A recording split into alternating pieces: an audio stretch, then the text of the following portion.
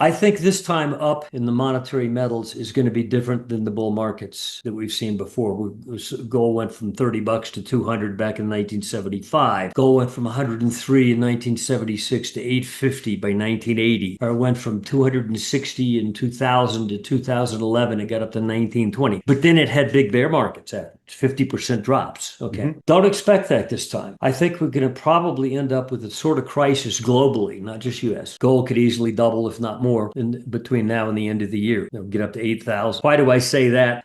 It's an idiot thing. If you go back and look at the history of gold over the last 50 years, there have been a couple fold moves on a logarithmic scale. If we have an eightfold, we're going to 8,000. This time, the rally in monetary metals like gold and silver is expected to be different from past bull markets, which were often followed by deep corrections. Citing past historical runs, they argue that this time, a global crisis, not just a U.S.-focused one, will drive gold much higher, potentially to $8,000 by year-end, with no major pullbacks.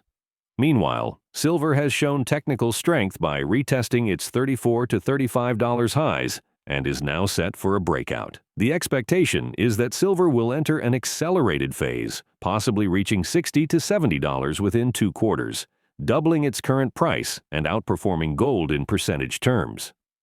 Michael Oliver, the founder and chief analyst of Momentum Structural Analysis, believes that a looming global crisis could trigger a significant reevaluation of fiat currencies, thereby restoring gold and silver as accurate and stable stores of value. Unlike earlier cycles, he expects gold to reach much higher levels, potentially $8,000. Other notable metal experts, such as Gregory Mannarino, outline how central banks will be compelled to hold gold amid unsustainable debt and currency devaluation, driving gold toward the $8,000 mark. Moreover, silver has been overlooked but is set to outperform gold on a percentage basis. After recovering from a sharp drop in April, silver has formed a technical setup that points to a decisive breakout to $100 to $200. Michael expects gold miners to strongly outperform gold over the next year, potentially tripling gold's percentage gains. They argue that silver will also surge, finally outpacing gold after lagging, and that technical indicators now show miners breaking out relative to gold. Despite being bearish on the broader stock market, the speaker prefers investing in gold miners and silver due to their greater upside potential. Additionally, they warn that the US dollar index is on the verge of a significant breakdown. The US dollar index, DXY, is continuing its losing streak that began on June 19th, trading around 97.20 during European hours on Monday. Traders await the release of U.S. employment figures later in the week, which may provide fresh impetus for the U.S. Federal Reserve's Fed policy outlook. While gold doesn't rely solely on a weak dollar to rise, a falling dollar would still add strong tailwinds to its upward trajectory. We're about to explore the video, but first, subscribe and hit the bell icon to stay up to date with our latest uploads. Your feedback in the comments is always appreciated. I think this time up in the monetary metals is going to be different than the bull markets that we've seen before. Gold went from $30 to 200 back in 1975. Gold went from 103 in 1976 to 850 by 1980. Or it went from 260 in 2000 to 2011. It got up to 1920. But then it had big bear markets at it, 50% drops. Okay. Don't expect that this time. I think we're going to probably end up with a sort of crisis globally, not just US, that causes a rethinking of what money is and realizing that fiat money creates distortions. And therefore, let's go back to something that is objectively, when gold goes up to wherever it's going, which may be 10,000 or 20,000, I have no idea. It depends on a lot of these other factors in the crisis mode that they put the world in. It's likely to be institutionalized up there. Same with silver. Now, as far as what I think is going to happen right now with silver, we argued a few months ago after we made that spike low in April, which tried to copy the stock market falsely, got to 27.50 after having been 35 bucks in a matter of about a few weeks, much of that occurring in 2.5 trading days. We had that was a cleansing drop that anybody who was week long got out. Shook them out. Yep. They're gone. Within hours, almost, you were back above 30, 32, 33. Now you had dual highs at 35, October of last year and March of this year, where you dual peaked at 35. We argued that's going to be a triple top breakout in price. But getting back up to the high 34 level told us, one, not only are you going to blow out that high, but we're going to launch an acceleration phase in silver that is likely to see silver trounce gold on a percentage basis. And I think silver likely within the next 2 quarters, or certainly by the end of the year, will see itself in the $60, $70 range, meaning you're going to double the price of silver from where it is now. The old dual highs in silver that existed in 1980 and 2011, either side of $50, those are phantom. I think they'll come out so easily. And that's when the vast public will say, gee, what's going on here? Mm-hmm. Well, you should have been in already. But I think the surge that takes that out will be very dramatic and very quick, to where if you're not already in this beast, that'll occur so fast you probably won't participate. It's happened before. And I'm not arguing that when that occurs, that's the end of it at all. I think silver could go, it wouldn't shock me to $100 to $200 ultimately. But I'm focused right now on within the next 2 quarters. Similarly, I think the stock market will expose itself the other way in the next 2 quarters, probably beginning, obviously, next quarter, for example, which is days away. So that's where my focus is. I think the Bloomberg will tailcoat that to some extent. And I think gold will do quite well. And the miners, I think the miners will do quite well too over the next year or so in relation to gold. I think they could triple in relative value to gold. Whatever gold does in the next year or so, the miners could do triple that on a percent basis. So my emphasis would be, yeah, we think commodities are going to turn up, but they'll nowhere match gold. Yes, gold's going to continue, but this time the laggards, the wild dog on the leash, silver, is going to suddenly outpace gold. And I think the miners are technically, and we measure this technically, we don't just make a judgment call based on feelings. We actually plot the spread relationship, and technically the miners are breaking out versus gold on a relative basis, meaning they're starting to surge, become a little more bleeding obvious in the last several months, where GDX, for example, you'll see a day where gold's down 10, $20, GDX is up. That's highly unusual, surprises most people. But I think that's about what you're going to see. So if I were to say, where do I put my money for the next 6 months? As bearish as I am on the stock market, I'm not going to short the stock market. I think it's going to be relatively small compared to the percent upside gains you see out of the gold miners and silver. I think it'll, to some extent, help them because of the asset class flow. Another market to watch, which we haven't talked about yet, is the dollar index. Dollar index is a disaster waiting to happen. Back in March, the dollar index was 104.21 on the close. We turned major long-term bearish at that point. And you look at a price chart that was in the middle of the prior 2-year range. Didn't mean anything. Now we're trading at 97 today. It's dropped 7% since the March close. If you close any month out during this year below 98.35, by a credible amount. We're below it credibly right now with a couple days left in the month. You're engaging a even longer term momentum structure, a 10-year average momentum oscillator. You're blowing a multi-decade uptrend on momentum. You can't see it on the price chart, but on annual momentum using a 10-year average as your metric, you're blowing the bridge over the River Kwai. And I think the dollar could easily implode relative to the other pieces of fiat that it's competing with in the dollar index. It's hard to rank that as important. If we're talking about the euro and the yen primarily, they constitute 70% of the dollar index, the other side of it. But I think the dollar could drop from the 90s into the 70s. That will cause major wave effects in other markets. And factor in this, if the major Forex market's been dormant between 2023 and 2024, it was in the 7% range doing nothing. So it wasn't creating waves. Impacts. It's the quiet one, we called it. It's no longer quiet. And if you suddenly create fractures and volatility in the major Forex markets, that will have wave impacts on other assets. Well, it will, yes. And the real issue is the ongoing decay in the dollar anyway. It's not just how is it decaying versus the euro and the yen, but because they're equally it's about how all of those are decaying versus yeah, it's a death spiral for all, but and gold knows that. Gold doesn't just go up because of a weak dollar, by the way. In fact, the dollar index right now at 97 You go back to when gold made its low in December of 2015, the dollar index was 97, 98. Dollar index has really gone sideways. It's gone up and Hmm. down, but price-wise, it's where it was 10 years ago, and yet gold has doubled and then some, Hmm. tripled, So Right. this will merely help gold. It's not a causal factor. It will put further wind Well, in. The current market rally is misleading and echoes past market tops, such as those in 2000 and 2007, where new highs briefly masked deeper economic issues.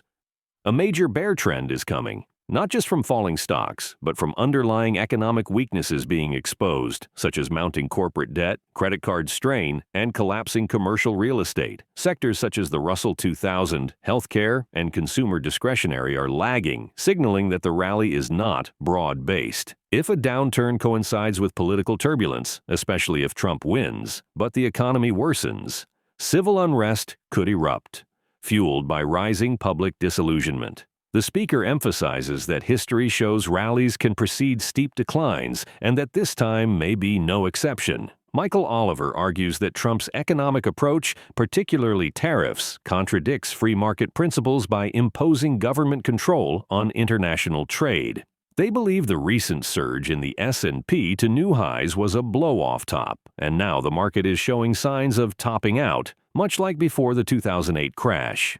Despite media headlines, many sectors are no longer making new highs, signaling internal decay. As stocks weaken, they foresee a shift in capital toward commodities and monetary metals such as gold and silver, similar to the 1970s stagflation era. They predict a new commodity bull run, fueled by growing money supply and inflation, which will likely catch the public off guard, especially Trump supporters who expect low inflation. The only strong havens left, they argue, are gold, silver, and commodity-related assets. Now, let's recall the interview. So anyway, what do I think is going to happen? I think we're going to have a major bear trend, and I think it's not so much that the stock market goes down, but economic reality exposes itself. Errors, failures, and so forth. Here, there, everywhere, especially in places you aren't particularly looking right now. That's the environment I think we're in. And despite the teasing rally in the S&P and the NASDAQ, which, by the way, is not being reflected by the Dow Industrials, the Russell 2000, consumer discretionary sector, healthcare sector, all these sectors are nowhere near their highs. And yet everybody, new high in the NASDAQ 100. Oh, S&P is going to make a new high today, probably, as we're talking. It's 10 points away. I recall, pardon me for being long-winded, but back in 2000, we called a top in January. This is the dot-com high. First trading day in January, we said, get out, be gone. This bull market's over. Okay, well, what happened? It dropped into February, March. Next thing you know, in late March, it made a new high. Wow, it's so nice.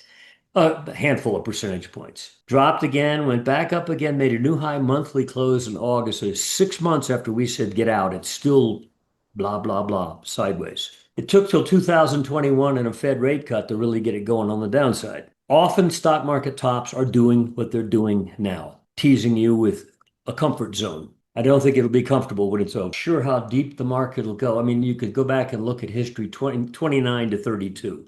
I mean, it's like an 80% wipeout ultimately.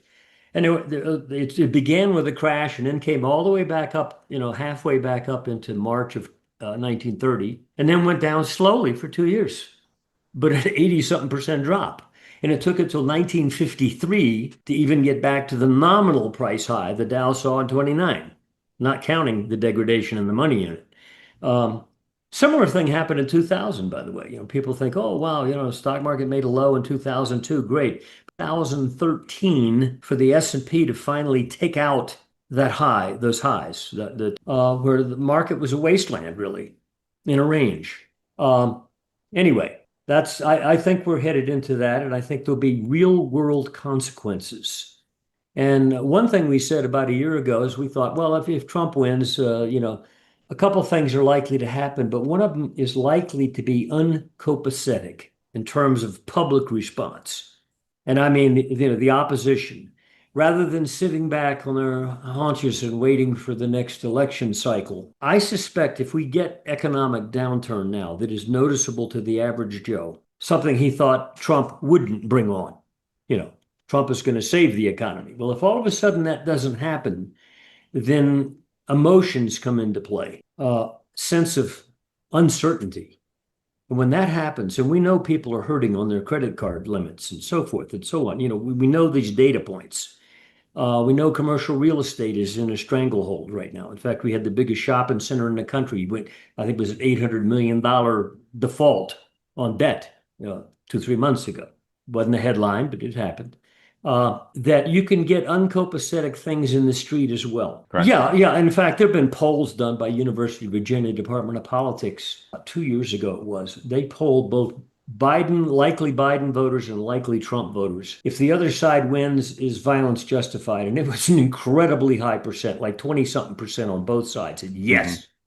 If the other side wins, is that the end of democracy? It was like a 40% odds on both sides. Yeah. In other words, this wasn't a normal election. We're at a point now, if you throw into the mix economic pain and suddenly a sense of disbelief, like, well, we thought, Trump got labor vote, he got a low income vote, who thought this guy can probably solve our problem. He's sort of down to earth. And if all of a sudden that turns out not to be the case, not so much because of what he does or didn't do, it's what has already happened. He just stepped into it. If that unfolds, as we argue it's likely to, then a sense of emotional disbelief occurs. And that's when you get that uncopacetic, unpredicted outcome where all the norms aren't there anymore. And so that's another element that I think is probably we're going to see it this year, especially if we're correct on the stock market, relapsing from a new high, like it did, by the way, in 2007. You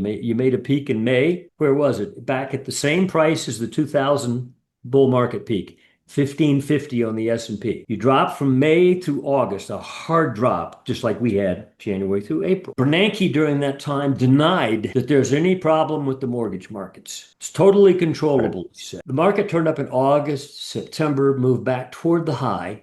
In mid-September, he cut rates by 0.5 point. Surprising rate cut, by the way. Was not anticipated.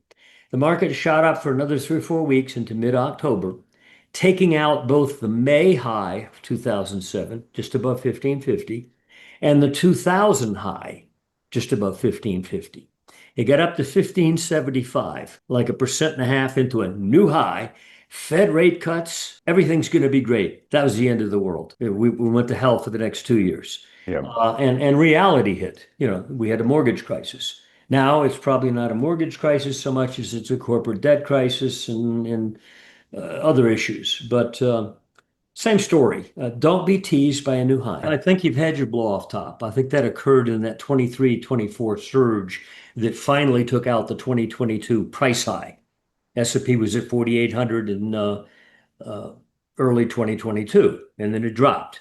And then we came back up, and it took like a year or two to get there. But finally, in 23, 24, you blew through that 2022 price high, and you went up, to 6,000. Yeah, and that was, I think, the blow-off surge. Now, this looks like a laborious top. Well, you look at 2007; it was very laborious. In fact, in the last report in December of 2006, we put out a report predicting that the high in the S&P would occur in 2007 between 1550 and 1600. It peaked at 1575 in October, and it took the Fed to do that. I thank them very much for that, right in our target zone. And yet denying reality all during that time, like the guys in Big Short banging their heads into the wall. Like, it's true, but it's not working. Okay, well, finally it happens. I think we're there. And you can even look at, like I said, price of the market, various other metrics other than the S&P and the NASDAQ 100, and they're not making new highs. They were in 2024, but they're not anymore. So the market is decaying despite the CNBC headlines and the Fox Business News headlines about, a new high. Of course, Trump's got to be real happy because I understand he's a tape watcher. So he thinks that whatever he's done right. And by the way, you mentioned something a while ago about inflation. Let me add this comment. Our analysis of the Bloomberg Commodity Index is that we're about to launch into another bull leg in commodities. And these often occur as assets flow out of the stock market. Look at the late 70s. The stock market was a total wasteland. It went nowhere for 10 years. Like kissing your sister, it just went nowhere. In fact, we were losing money because it held nominal value, but it didn't really go anywhere. Commodities exploded back then. global stagflation we had. And yet commodities exploded on the tailwinds of gold. And I think we're about to face another upturn in the commodity markets. I'm speaking technically now. And I think when that occurs, that's going to really surprise a lot of people who voted for Trump, because one of his main issues was, I'm going to keep inflation low, price of gasoline, per gallon is going to be kept low. I think he could be surprised by that. And the public would be shocked, because that's the one main thing they really voted for him for, is to keep inflation low. Falsely measured inflation, by the way. The real way to measure inflation is growth in the money supply. Mm-hmm. That's been getting more aggressive, especially over the last 9 so months, by the way. Nominal price impact of that growth in the money supply, such as in commodities or in the stock market. They don't consider upward pricing of the stock market to be a reflection of inflation. In other words, monetary excess. That's okay. But if the price of corn goes up, that ain't okay. Heck with a corn farmer, But I think that asset class shift, when the stock market gets wobbly as it is, goes somewhere else. Quite often it usually goes into gold. You go back 100 years and find big bear markets, gold went up, okay? Why? Because the central bank went to an excess in response to the stock market breakage. Usually T-bonds also go up, meaning yields go down. That isn't working this time. So suddenly you're left with really only one alternative, monetary metals. But I think we're also at a technical point where commodities, which have not been in sync with gold in recent years, are going to get back in sync with gold. And your asset price rise you're going to see is going to be in the monetary metals and commodity category broadly, and stocks related to commodities. According to Michael Oliver and other well-known analysts, the financial markets are poised for a dramatic shift. Gold and silver are viewed as the last safe havens, as monetary metals are expected to outperform due to a declining dollar, mounting debt, and potential political and economic upheavals. The opportunity for gold and silver miners may be historic, providing asymmetric upside in a rapidly changing world where systemic fractures emerge and markets show signs of fatigue. Will you be in a position if gold does reach $8,000 by the end of the year? Is silver the 2025 dark horse asset that doubles or triples your profits? We welcome your insights in the comments section below. If you found this content valuable, don't hesitate to give it a thumbs up and don't forget to subscribe to stay informed.